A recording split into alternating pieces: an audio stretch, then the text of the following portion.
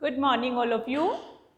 आज का जो हमारा ये वीडियो है वो अधिगम सिद्धांतों के अंतर्गत पावलोव के द्वारा जो अनुबंधन का सिद्धांत दिया गया है उस विषय पर हम आज बात करेंगे कि आईपी पावलोव ने 1904 में अनुबंधन का सिद्धांत दिया था, जिसे बहुत सारे अन्य नामों से जाना जाता है, जिसे शास्त्रीय अनुबंधन का सिद्धांत भी कहा जाता है, एस टाइप सिद्धांत भी कहा जाता है, अनुकूलित अनुक्रिया का सिद्धांत भी कहा जाता है, परंपरागत क्लासिकल कंडीशनिंग थ्योरी भी कहा जाता है, परंपरागत सीखने का सिद्धांत भी कहा जाता है और पुरातन सीखने का सिद्धांत भी कहा जाता है और संबंध सहज क्रिया का सिद्धांत भी कहा जाता है। ये तो थे बहुत सारे नाम जिससे आईपी पावलोव के जो सिद्धांत है, लर्निंग थ्योरीज है, उसको इतने सारे नामों से जाना जाता था। ये एक रूसी शरीर क्रिया शास्त्री थे। आप देखेंगे कि उस समय जब इन्होंने ये सिद्धांत दिया था 1904 में, एक साहचर्य परिवर्तन एक बुक लिखी है इन्होंने, उस बुक में इस सिद्धांत का वर्णन किया है। ऐसा कहा जाता है, ऐसा सुनने में आता है कि इनको अनुबंधन सिद्धांतों का जनक भी कहा जाता है और अनुबंधन सिद्धांतों का जन्मदाता तो इनको कहा ही जाता है और इनको इस सिद्धांत के लिए नोबेल पुरस्कार मिला था, ऐसा भी सुनने को मिलता है। चलिए अपनी बात को आगे बढ़ाते हैं और देखते हैं कि आईपी पावलोव ने जो अनुबंधन क्लासिकल कंडीशनिंग थ्योरी जो दी है वो क्लासिकल कंडीशनिंग क्या है, अनुबंधन का सिद्धांत क्या है, या शास्त्रीयगत अनुबंधन का सिद्धांत क्या है। चलिए हम बात करते हैं सबसे पहले एक सिद्धांत के आधार की कि इसका आधार क्या है। इसका आधार है अनुबंधन। अनुबंधन क्या होता है उसको डिफाइन करते हैं। अनुबंधन का मतलब होता है जब एक उद्दीपन का एक अनुक्रिया से संबंध स्थापित हो जाता है। आईपी पावलोव ने जो कुत्ते पर प्रयोग किया है उस प्रयोग के माध्यम से ये क्या सिद्ध करना चाहते हैं, तो हम उसको छोटा सा 2-1 लाइन में समझने का प्रयास करते हैं कि आईपी पावलोव ने जो कुत्ते पर प्रयोग किया है अनुबंधन को बताने के लिए, उससे क्या मालूम पड़ता है हमें, उससे ये मालूम पड़ता है हमें एक स्वाभाविक क्रिया होती है उद्दीपक को देखकर व्यवहार करना या करवाना, तो ये एक स्वाभाविक प्रक्रिया है। आईपी पावलोव ने अपने इस प्रयोग के द्वारा ये सिद्ध करने का प्रयास किया है कि स्वाभाविक उत्तेजना के प्रति, स्वाभाविक उद्दीपक के प्रति जैसे स्वाभाविक अनुक्रिया होती है, जब स्वाभाविक उद्दीपक का स्थान अस्वाभाविक उद्दीपक ले लें और स्वाभाविक अनुक्रिया हो जाए, तो यहाँ पर उन्होंने यही बताने का प्रयास किया है कि जिस प्रकार स्वाभाविक उद्दीपक के प्रति स्वाभाविक अनुक्रिया कराई जा सकती है, वैसे ही उदासीन उद्दीपक के प्रति, अनुबंधित उद्दीपक के प्रति भी क्रिया करवाई जा सकती है। चलिए एक प्रयोग है कुत्ते वाला, उससे हम तुरंत इस बात को समझने का प्रयास करते हैं, क्योंकि ये एक शरीर क्रिया शास्त्री थे और उस समय दैहिक पाचन शक्ति पर ये काम कर रहे थे कि पाचन शक्ति क्या होती है। उन्होंने एक कुत्ता पाल रखा था और उन्होंने देखा जब भी वो उसे भोजन देते थे उसके मुंह से लार टपकने लगती थी, तो उन्होंने इसी बात से उसको आगे बढ़ाया कि अनुबंधन क्या होता है। चलिए बात करते हैं अब हम बात करेंगे पावलोव के प्रयोग की कि पावलोव ने क्लासिकल कंडीशनिंग थ्योरी पर कैसे प्रयोग किया। उन्होंने एक भूखा कुत्ता लिया और उस कुत्ते को उन्होंने, उसका जो पजल बॉक्स था, उन्होंने जो उसके लिए एक स्ट्रक्चर बनाया था उसमें उसको बंद कर दिया। जब भी कुत्ते को भोजन दिया जाता, पहले कुत्ते को भोजन दिया, देखिए स्टेप 1 पर चलते हैं। जब भी उसे भोजन दिया, कुत्ते ने स्वाभाविक क्रियाएं की और लार टपकाई, ऐसा बहुत बार किया गया। फिर आप देखेंगे दूसरा स्टेप इस प्रयोग का ये कहता है कि कुत्ते को भोजन देने से पहले एक घंटी बजाई गई। एक घंटी की आवाज मतलब ये क्या है, उदासीन उद्दीपक है, अस्वाभाविक उद्दीपक है, घंटी की आवाज की गई और उसके बाद भोजन दिया गया, कुत्ते ने लार टपकाई। आप देखेंगे ये सेकंड वाला जो प्रोसेस है, सेकंड वाला जो कथन है, उसको भी बहुत बार दोहराया गया। अंत में भोजन ना देकर सिर्फ घंटी बजाई गई और आप यहाँ पर ये सिद्ध कर पाए कि स्वाभाविक उद्दीपक की अनुपस्थिति में भी अस्वाभाविक उद्दीपक के प्रति स्वाभाविक क्रिया कराई जा सकती है, स्वाभाविक अनुक्रिया कराई जा सकती है।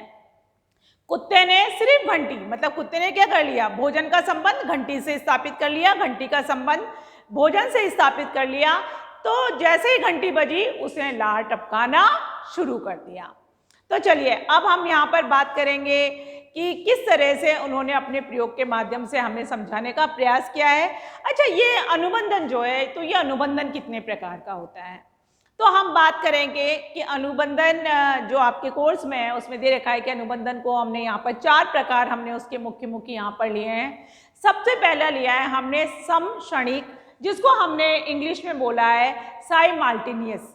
आप देखो इसका क्या मतलब होता है, समक्षणिक का भोजन और घंटी दोनों को साथ साथ बजाया गया, मतलब दोनों समक्षणिक की हम बात कर रहे थे, तो समक्षणिक में भोजन और घंटी दोनों को साथ साथ में दिया जाता है। फिर देखिए हम बात करें यहाँ पर विलंबित की, डिलेटेड की, मतलब घंटी बजाई जाती है, घंटी बज रही है और जब तक घंटी बजती रहती है जब तक कि भोजन नहीं दिया जाता, इसको हमने बोला है यहाँ पर विलंबित। ट्रेस का मतलब है पहले घंटी बजाई जाती है और घंटी जब बंद हो जाती है उसके बाद में भोजन दिया जाता है, इसको बोलते हैं हम ट्रेस अनुबंधन। फिर है पश्चगामी अनुबंधन। पश्चगामी अनुबंधन का मतलब है बाद में, देर में, बाद में जो अस्वाभाविक उद्दीपक है उसका बहुत देर बाद प्रयोग करना। अच्छा, अब पावलोव महोदय इस अनुबंधन के द्वारा एक बात समझाना चाहते थे। इसकी शर्तें हैं कि ये अनुबंधन अस्वाभाविक उद्दीपक के प्रति जो आप स्वाभाविक क्रिया करेंगे, सहज क्रिया करेंगे, तो उसके लिए कुछ शर्तें हैं। सबसे पहली शर्त यह है कि स्वाभाविक उद्दीपक और अस्वाभाविक उद्दीपक, जहां हम प्रयोग की बात कर रहे हैं तो भोजन स्वाभाविक उद्दीपक है, घंटी अस्वाभाविक उद्दीपक है। आपको वो जो अस्वाभाविक उद्दीपक के रूप में आपने जो घंटी ली है वो एक ही सी होनी चाहिए, अलग अलग प्रकार से ना बजाएं आप, मतलब एक ही आवाज़ होनी चाहिए। जो भी आप जिस भी को भी काम में ले रहे हैं वो एक ही तरह की होनी चाहिए, कि तो फिर अनुबंधन होना सरल हो जाएगा। फिर आप देखेंगे धीरे धीरे हम यहाँ पर बात को आगे बढ़ाते हैं, इंग्लिश के शब्दों की भी बात करते हैं, क्योंकि पीजी लेवल नेट के एग्ज़ाम में भी ये क्वेश्चन आया था, साइकोलॉजी के पेपर में भी और एजुकेशन के पेपर में भी ये आया था कि किस तरीके से अनुबंधन होता है। आप यूसीएस से क्या समझते हैं, आप यूसीएस से क्या समझते हैं, आप यूआर से क्या समझते हैं, यूएसए से।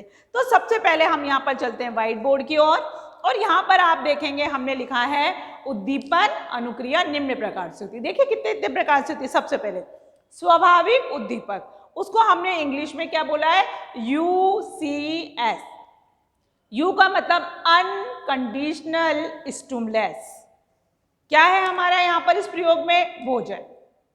फिर देखिए दूसरी स्टेप पे चलते हैं, स्वाभाविक अनुक्रिया मतलब अनकंडीशनल रेस्पॉन्स, क्या है, कुत्ते के मुंह से लार का टपकना, लार का स्राव होना। फिर देखेंगे उदासीन या अनुबंधित उद्दीपक, तो उसको बोला है हमने conditioning stimulus. Conditioning stimulus Pavlov के द्वारा जो कुत्ते का सिद्धांत था उसमें घंटी रखी गई है, तो हमने यहाँ पर घंटी लिखा है। फिर देखेंगे अनुबंधित अनुक्रिया। अनुबंधित अनुक्रिया सी आर, आर मतलब रेस्पॉन्स, सी मतलब कंडीशनिंग।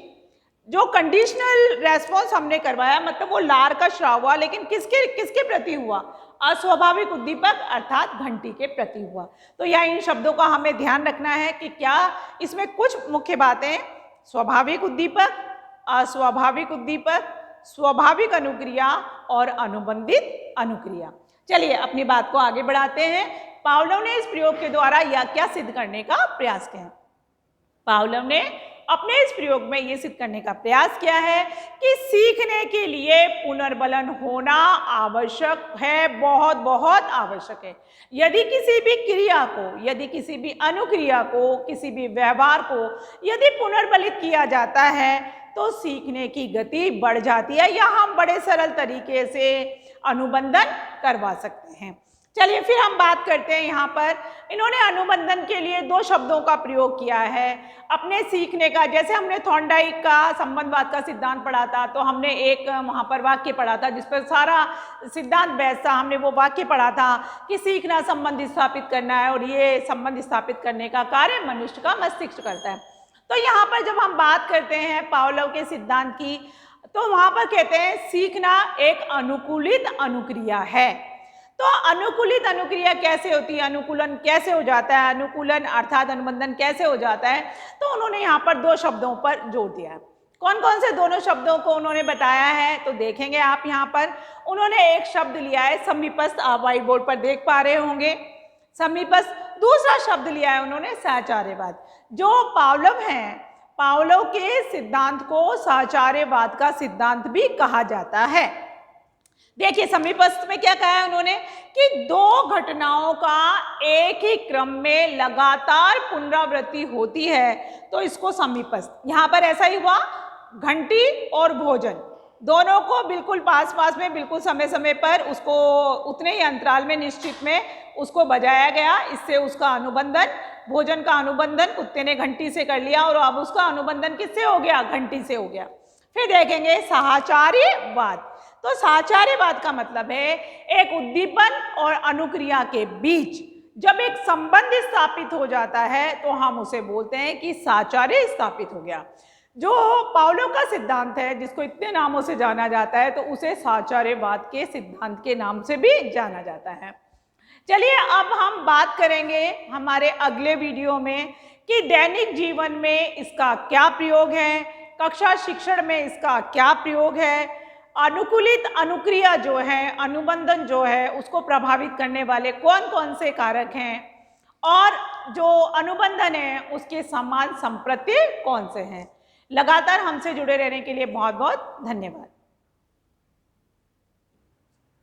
आप इनका एक ही स्क्रीनशॉट ले लें, फिर हम अपनी बात को अगले वीडियो में आगे बढ़ाते हैं।